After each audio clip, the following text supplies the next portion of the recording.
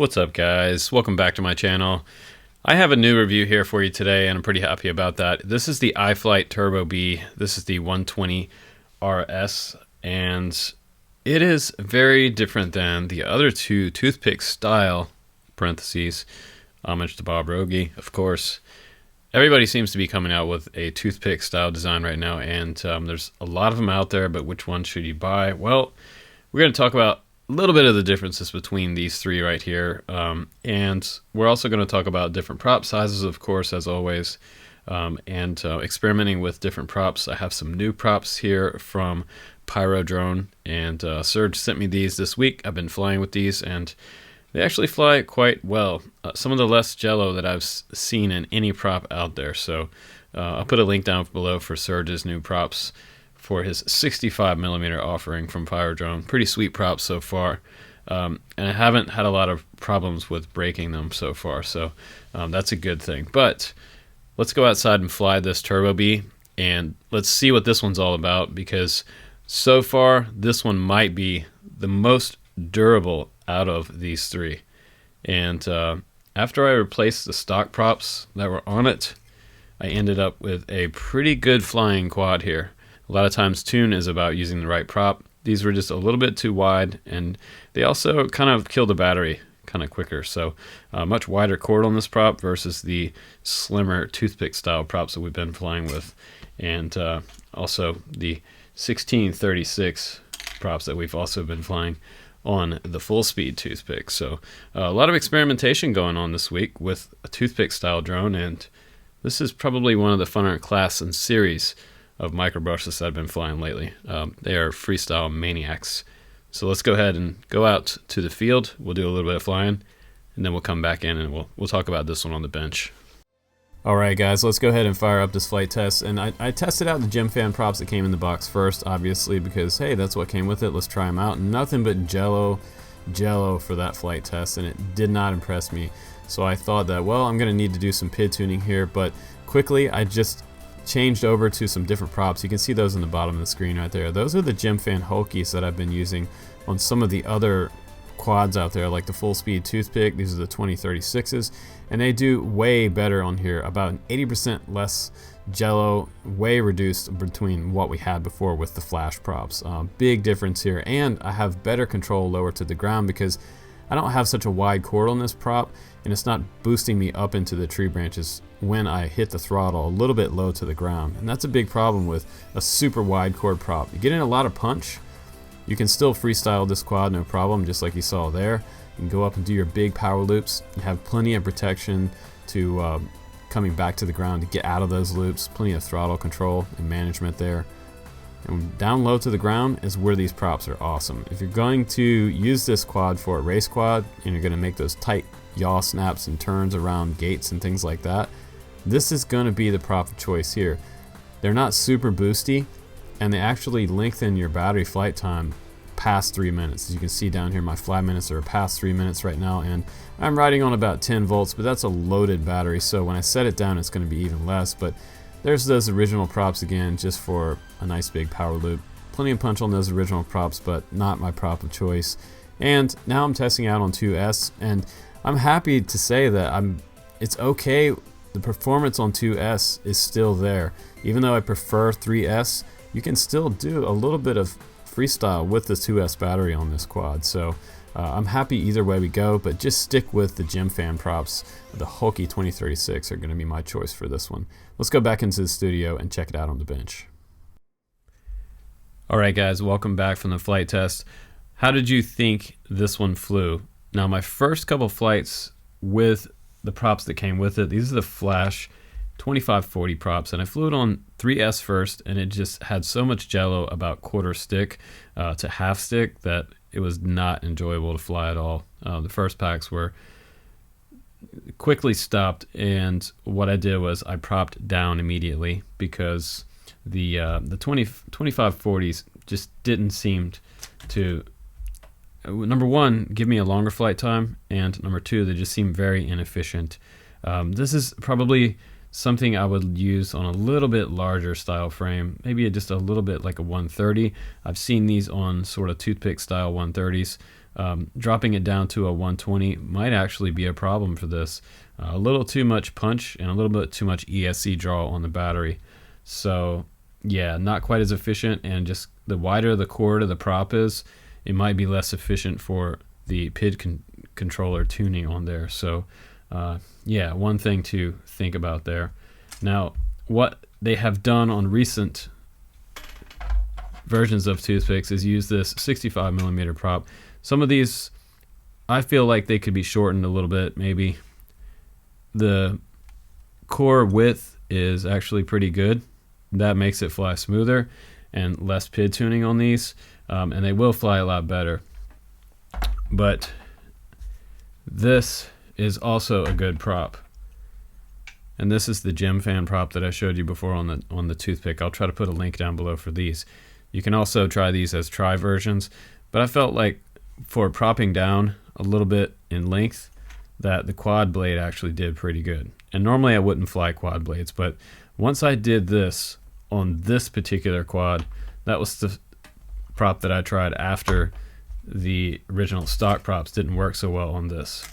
So it cleared up all of my problems immediately. So a lot of times I tell you guys that the PID tune and the prop is everything to the PID tune. So one thing to think about there, if you're having some vibrations on a quad, try a different prop. You might get an amazing result from that prop.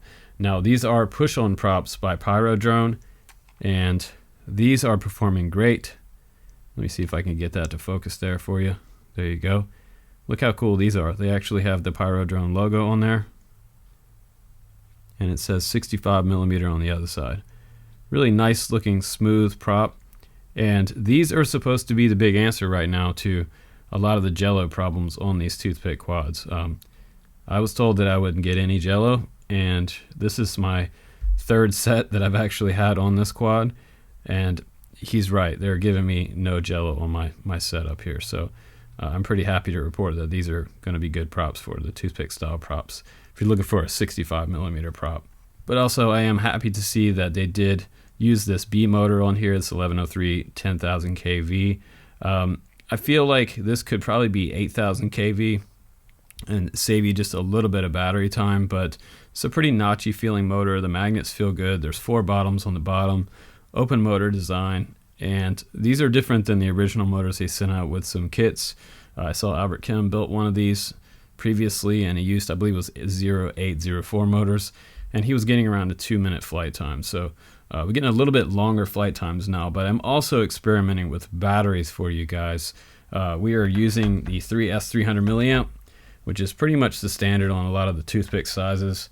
This one happens to be a Happymodel one. I'm also using the 3S 450, and that's getting me in upwards of 3 minutes time, and just over 3 minutes. I'm even using a 3S, this is an old Fpv 620 milliamp, and these might be a little harder to find, but I'll try to find you a 600 milliamp size battery.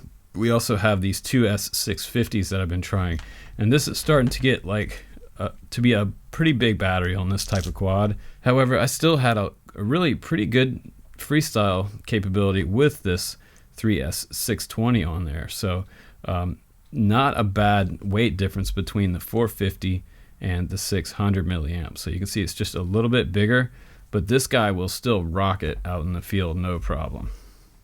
Now, if you look closely at this stack, there's not a whole lot of stuff sticking out on the sides. They even have the ESC wires coming in from the inside of the stack. I would like to see that they were underneath, but that would have been a little bit tight right there. They also have dampening all the way up and down here. The VTX is on the very top. We have our 12 amp D-Shot ESCs down at the bottom here. We have the F4 Sussex flight controller from iFlight in there. That's their custom flight controller. And this VTX, it's actually running up to 200 milliwatts, so that's kind of nice. You also have IRC Tramp Smart Audio on here.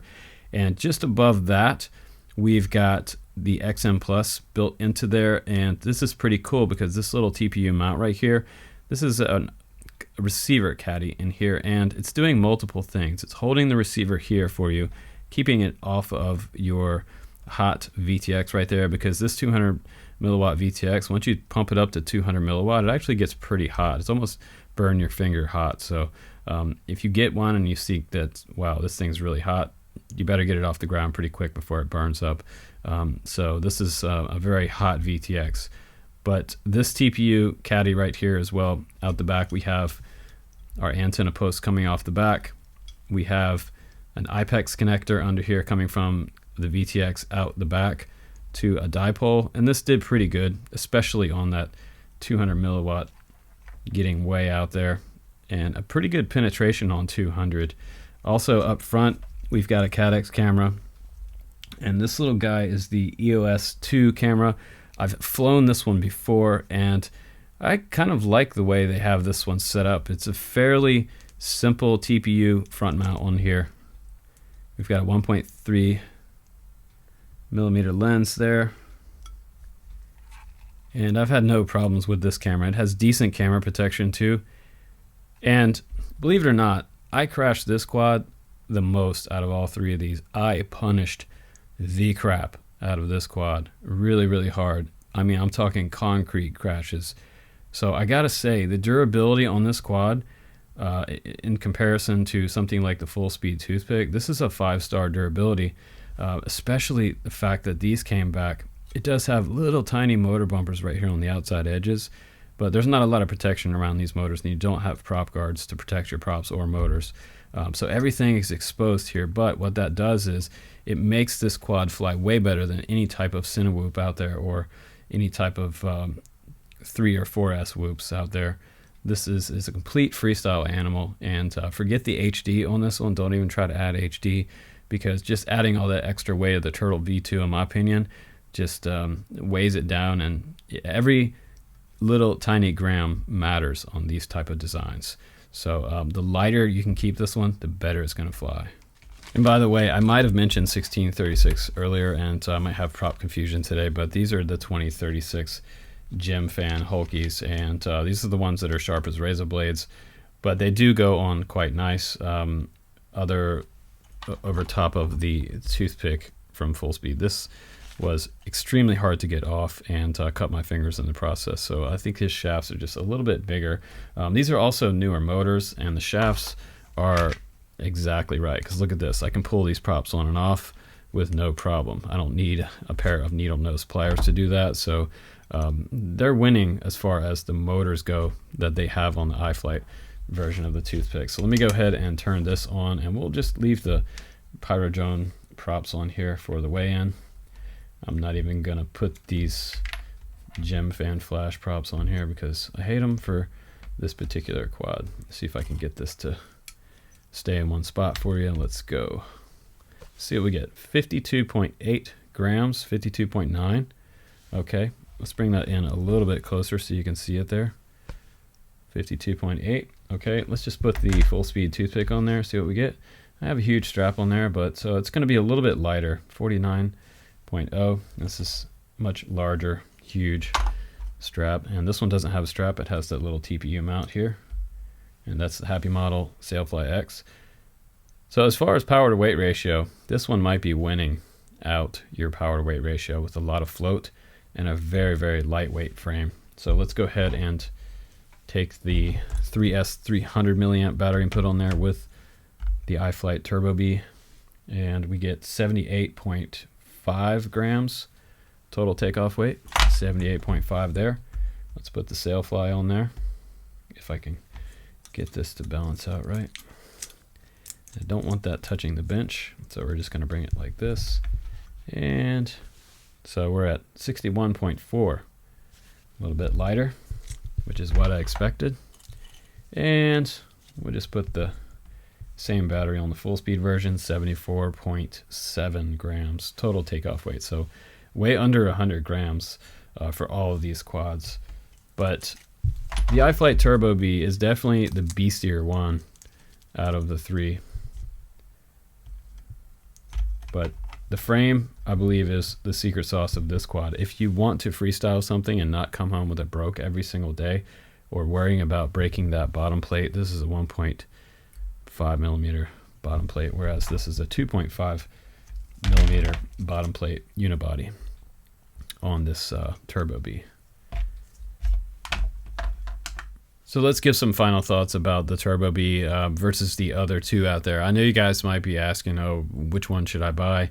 And I'm going to do a more in-depth review of all three of these coming up on the channel. But I have to say that this week I knew I was going to be surprised and happy with the way that they have the production version of the Turbobee 120RS from iFlight.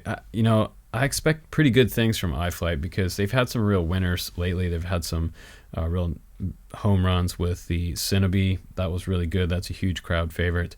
And this one's kind of a hybrid sort of freestyle toothpick style quad. And man, I was having so much fun just power looping this thing over and over because of all the control I had.